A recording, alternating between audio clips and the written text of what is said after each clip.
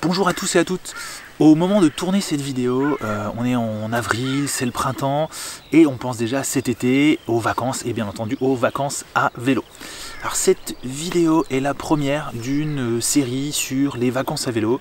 Le but c'est de montrer que c'est pour tout le monde, qu'on ait des enfants ou pas, même si vous voyagez avec un chien, etc. Et surtout qu'on soit sportif ou pas. Il y a moyen de partir en vacances à vélo. Et pour cette première vidéo, on va parler d'une journée type afin de voir combien de kilomètres on peut faire par jour. Le but c'est encore une fois de montrer qu'il n'y a pas besoin d'être sportif, de faire 200 km chaque jour pour passer des belles vacances à vélo. Sur les vidéos suivantes, on verra un peu quel type de trajet on peut faire en une semaine, en 2 semaines, etc. Comment trouver des itinéraires qui sont agréables, avec plein de choses touristiques à voir et surtout sécurisées. On ne veut pas se mettre en danger pour les vacances, déjà jamais dans la vraie vie, mais encore moins pour les vacances. On va aussi parler de matériel, quel vélo, c'est le nom de la chaîne, je suis obligé de le rappeler à chaque fois, quel vélo prendre pour faire quel type de vacances, etc.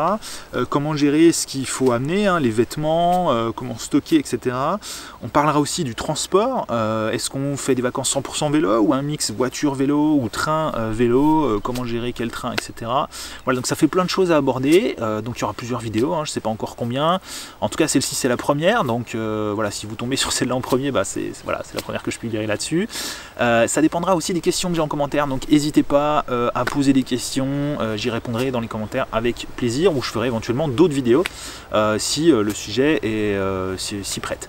Et n'hésitez pas aussi à partager, liker, etc. cette vidéo, parce que c'est une toute petite chaîne, donc ça m'aide beaucoup.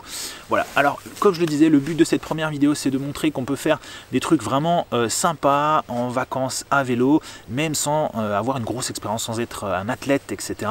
On peut traverser la France pour vraiment pas cher du tout, sans que ça soit trop dur. On peut même éviter les montées si on n'aime pas ça, etc. On peut vraiment passer des vacances sympas tout en restant encore une fois en toute sécurité, loin des voitures quand on est à vélo, etc. Il y a vraiment moyen de faire des choses super tout en restant en France. Mais du coup, pour tout ça, il faut préparer un bon itinéraire. Mais avant de préparer son itinéraire, il faut savoir combien de kilomètres on peut parcourir chaque jour. Et ça, c'est possible en décrivant un peu une journée type. Alors, vous inquiétez pas, on ne va pas pédaler 10 heures par jour, mais on va décrire un petit peu une journée pour voir comment ça s'articule. Donc, on va dire réveil à 9 h, tranquille, c'est les vacances. Si vous voulez vous réveiller à 10 h, il n'y a pas de souci. Mais bon, peut-être pas non plus à midi tous les jours, parce que sinon ça va être un petit peu plus compliqué pour faire du vélo. Bref, on va dire 9 h, vous pouvez ajuster de votre côté si besoin. Ensuite on va dire départ à 10 h, voilà, comme ça on a 1 heure le temps de déjeuner, de rassembler ses affaires, etc. Et ensuite on va dire 3 heures de vélo, mais bon c'est pas une course, c'est les vacances, donc on va dire 45 minutes de vélo, 15 minutes de pause, 45 minutes de vélo, 15 minutes de pause, 45-15, etc. Donc voilà, c'est pas non plus trop violent, on pédale jamais plus d'1 heure sans s'arrêter au moins un petit quart d'heure, donc c'est plutôt sympa. Ensuite déjeuner de 13 à 15, voilà, donc ça fait 2 heures pour bien se reposer, aller au resto en espérant que c'est rouvert d'ici là.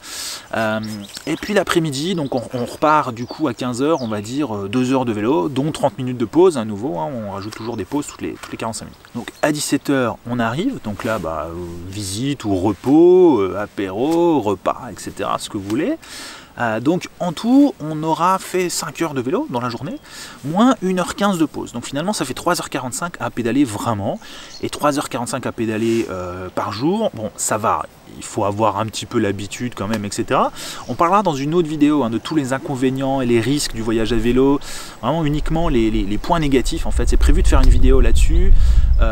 Et pourquoi je vous en parle, c'est parce que globalement, à ce stade-là, votre risque principal en fait, c'est d'avoir mal aux fesses à la fin de la journée, en particulier les 2-3 premiers jours. Donc il faudra se préparer un petit peu, s'équiper un petit peu pour éviter tout ça. Mais on reviendra là-dessus sur une prochaine vidéo. Donc voilà, pour une journée type, a priori c'est pas trop violent, on se lève pas à 6 h du matin pour pédaler jusqu'à ce qu'il fasse nuit, évidemment, mais évidemment si vous n'avez jamais pédalé depuis 10 ans, vous n'allez pas vous y mettre d'un coup comme ça à ce rythme. Et d'ailleurs je ferai une vidéo pour conseiller ceux et celles qui n'ont pas pédalé depuis très longtemps, ou qui n'ont jamais vraiment fait de vélo, mais pour ceux qui font déjà quelques kilomètres tous les matins pour aller au bureau à vélo, ou ceux qui font des petites balades d'une heure ou deux le week-end, globalement ça va déjà assez bien passer finalement, ça va pas être trop violent. Mais bref, du coup là on s'était dit 3h45 à pédaler vraiment. Pour la vitesse, on va dire une moyenne de 20 km/h. Alors pour info, les vélos à assistance électrique c'est bridé à 25, hein, donc les gens généralement roulent un peu plus vite que 20, et une personne en bonne santé a pas trop de mal à rouler à 20 km/h sur du plat, sans trop de vent, sans trop de montée, etc. Encore une fois, c'est vraiment juste une moyenne, mais 20 km/h pendant le déplacement, évidemment, quand je dis que vous êtes en pause, vous êtes à 0 et ça compte pas dans la moyenne, hein, c'est juste pendant qu'on se déplace, eh bien c'est pas trop dur. Sachant que vous ne serez pas en ville, hein, avec des feux tous les 50 mètres, où vous devez vous arrêter, redémarrer tout le temps, parce que du coup c'est beaucoup plus fatigant de s'arrêter tout le temps et de redémarrer, ça ralentit, ça baisse votre moyenne et tout. Donc là, vous serez sur des pistes sympas, sans avoir besoin de s'arrêter, vous irez donc forcément plus vite, tout en vous fatiguant moins que si vous pédaliez en ville. Donc voilà, on va partir sur 20 km/h, mais de toute façon je vous donnerai un peu des conseils, hein, pour vérifier si vous êtes capable, tant concernant les 20 km/h que les 3h45 à pédaler par jour. Donc on verra comment ajuster si besoin. Voilà, donc nous on part en tout cas sur cet exemple, donc 3h45 pendant, 20 km/h pendant 3h45, donc ça fait 75 km par jour. Donc voilà, c'est un exemple basique, hein, mais chaque personne est différente. Encore une fois, si vous avez vraiment pas l'habitude de faire du vélo, et que vous n'avez pas pédalé depuis des années, alors sortez, trouvez-vous un vélo en état, sortez faire un tour de 10 km. C'est une petite demi-heure, ça va, c'est cool. Et puis faites 20 km, 30 km, peut-être 40 si vous ne souffrez pas trop. Et puis quand vous atteignez, on va dire, 40 km, eh bien, refaites votre sortie de 20 km et vous allez voir que vous n'êtes plus du tout aussi fatigué que lorsque vous aviez fait votre premier 20 km. Voilà. L'idée, c'est pas de faire un entraînement pour devenir un athlète, etc. Mais c'est de trouver votre rythme, de trouver le seuil au-delà duquel, voilà, c'est trop fatigant, j'ai pas envie d'aller plus loin en fait. Voilà. Donc certains sont plus sportifs que d'autres, certains n'ont pas le même âge aussi, certains aiment les vacances pour se reposer avant tout, d'autres sont là pour faire du sport. Donc il n'y a pas de bon chiffre, il n'y a pas de honte à faire 30 km dans la journée, même si ici je vous donne un exemple de 75. Si vous pédalez 1 heure le matin à 15 km/h, 1 heure le soir, enfin l'après-midi à 15 km/h, et le reste du temps, vous visitez, vous dormez, vous faites votre vie, etc. Personne ne vous jugera. C'est comme si vous allez faire des vacances à vélo, en vélo électrique. Il n'y a aucun souci. C'est du vélo, ça reste du sport, et puis de toute façon, c'est vous qui choisissez. Personne n'a rien à vous dire sur vos vacances. Et 30 km par jour, en faisant 15 le matin, 15 l'après-midi, et bien pendant 10 jours, mine de rien, ça fait déjà 300 km. On peut déjà faire des superbes vacances avec 300 km de distance. Donc voilà, l'important c'est vraiment que vous connaissiez vos limites en kilomètres par jour, hein, votre vitesse moyenne, et puis combien de temps vous voulez rouler, etc. Et que vous adaptiez vos vacances en fonction, en construisant un peu votre journée type, même si vous ne respectez pas tous les horaires tous les jours. Évidemment, le but c'est pas de se dire là on peut plus faire 20 minutes de pause, on avait dit 15 minutes, on s'en fout. L'important c'est vraiment d'avoir une moyenne et de ne pas prévoir des étapes qui vont être 2 fois plus importantes, deux fois trop longues par rapport à ce que vous êtes capable de faire. Comme ça, c'est pas désagréable, il faut que ça reste des vacances. Voilà. Et le dernier point à avoir en tête à ce sujet, c'est que évidemment il faut prendre en compte la personne la plus âgée, hein, de votre groupe. Si vous partez en couple ou entre amis, etc., en famille, il faut prendre en compte le rythme de la personne la plus lente. Alors pour les enfants c'est un petit peu particulier, je ferai une vidéo spécifique sur le sujet. D'ailleurs abonnez-vous pour pas la manquer. Mais en gros, si vous êtes sportif et que vous allez partir faire des vacances à vélo avec votre grand-mère, il faut évidemment le prendre en compte.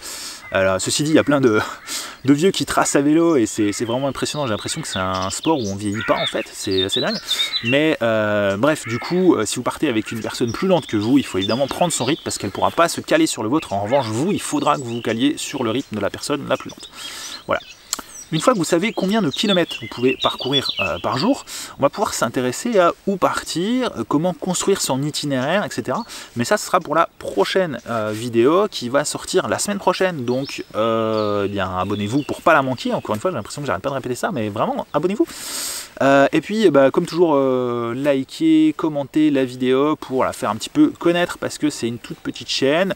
Si je suis passé un peu trop vite sur certains trucs, pourtant on n'a pas abordé énormément de choses pour cette première vidéo, on va vraiment rentrer dans le dur sur la seconde vidéo, mais n'hésitez pas à poser vos questions, j'y répondrai et ça me permettra aussi d'enrichir un petit peu la seconde vidéo que je vais tourner du coup la semaine prochaine. Merci de m'avoir suivi et à bientôt pour la suite.